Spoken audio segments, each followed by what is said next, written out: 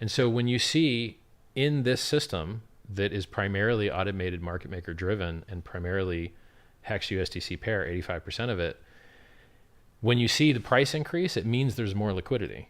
It means someone added a lot more dollars. Yeah. And so unless someone is out there like removing liquidity from both sides, so if you're a liquidity provider, you can only add to both sides at once in equal measure, or remove from both sides at once with equal measure. Now Uniswap v3 changed that. You can do asymmetrical. You can just add to one side, not the other. But still the majority of the liquidity in HEX is v2. So basically, the higher up you go, the higher the price is, the thicker the order book is, the more bid support there is. And so you can sell $1 million and only get 3.5% slippage. Now, if you don't know how to use 1 inch, which spreads it across like V3 and V2, then you're going to get more slippage because you're using half the available liquidity. So I suggest that people use either limit orders on matcha.xyz or 1inch.io, or you could use market orders. You're going to get a little bit worse price because you're going to pay the slippage instead of be paid it. And you can also set limit orders on Uniswap v3, but you have to remove your liquidity after you're filled, or it will unfill if the price sweeps back through again. So the demand for this is insane. I talked on the phone with a billionaire. He sacrificed to the PulseChain sacrifice phase $14 million USDC.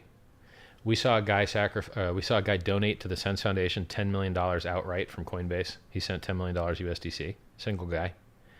We've seen a guy put in 10,000 Ethereum into the sacrifice, which is $20 million in one go. And then you can look back at their wallets, at least the Ethereum guy, and see how much he's holding. He's got 60,000, 70,000 Ethereum still. You know, it's like 140 million bucks, something like that. So the people that are interested and have very long time horizons, for instance, that guy, we call him the God Whale, the guy that has that wallet tied to the Ethereum Genesis address, he has stakes that are 15 years long, a lot of them. So he's a believer, and he's going to be here for a long time, is my guess. I think anybody that's got a 15-year stake for a few million bucks, this guy's got like many, many millions. I don't think they're going away anytime soon. So when you've got this much demand, I mean, we've seen so many guys sell all of their HEX. People thought they were smart and sold on a double. I love doing this. I'm going to do it with you. It's fun. You could have bought HEX January 5th last year and sold it on a double, sold on a double, sold on a double, sold on a double, sold on a double, sold on a double, sold on a double, well, that's how sold on a double, sold on a double, sold on a double, or sold on a double. We've doubled 11 times in a year and a half. And so people thought they were smart selling the 10x or selling the 100x. Now we're at 4,000x, and they don't look smart. So, you know, people have sold the price. I mean, the price got dumped by somebody in a single market sell, 65%. Not in the single sell, but like over a few days. Like one guy just murdered the price in a single candle. Got bought right up. Like this is what's interesting. How can it be illegitimate if there's just got all you need for something to be legitimate is people to back it. And if you've got people to back it, then if you've got enough people behind it, doesn't matter what it is, as long as those people maintain their interest. So if they're locking themselves up for a long time, they're going to stay interested. Mm-hmm. So I just don't understand where the illegitimate part comes in. Exactly. Other than, I'm with you, Richard, you have all of the money, but you don't. Well, let's so in theory, let's handle that one.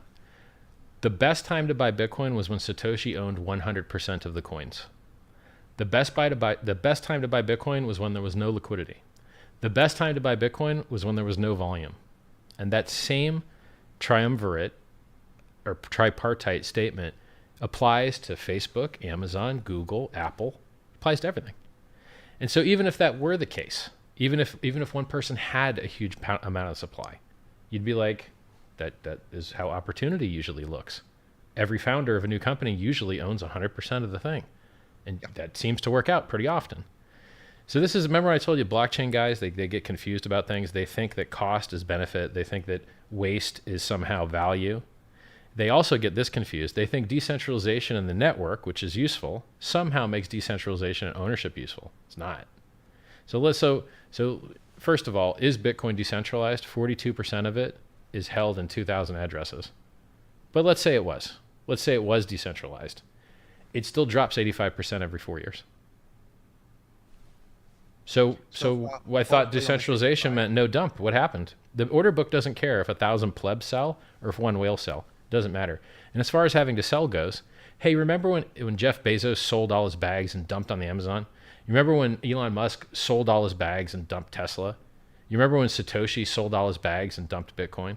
Founders in general aren't too dumb, and they don't tend to kill the golden goose. They tend to delay gratification. So this fan fiction of like when rug pull, you're like, what about the opposite of a rug pull? What about a magic carpet ride?